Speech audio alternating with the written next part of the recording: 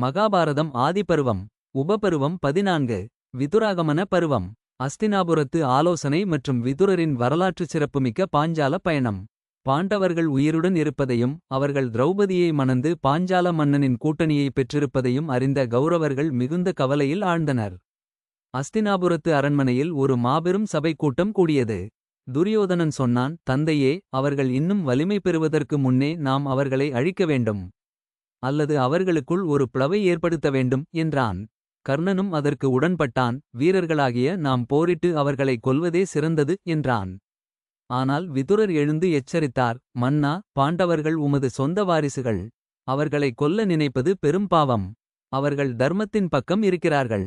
அவர்களை கௌரவத்தோடு மீண்டும் அழைத்து அரியணையின் ஒரு பகுதியை அவர்களுக்குத் தருவதே அறிவார்ந்த செயல் என்றார். பீஷ்மரும் துரோணரும் விதுரரின் கருத்தையே வழிமொழிந்தனர். திருதராஷ்டிரன் வேறு வழியின்றி விதுரரை தூது அனுப்பினார்.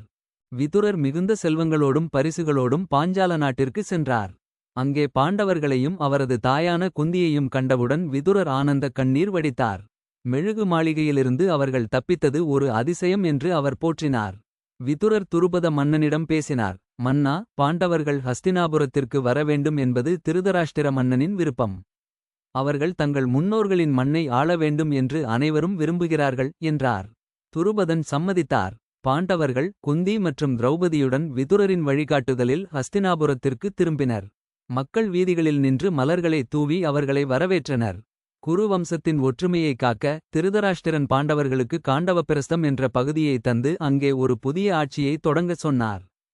காண்டவப்பிரஸ்தம் என்பது வெறும் தரிசு நிலம் போல இருந்தது. ஆனால் பாண்டவர்கள் அதையும் ஒரு சொர்க்கமாக மாற்ற தீர்மானித்தனர்.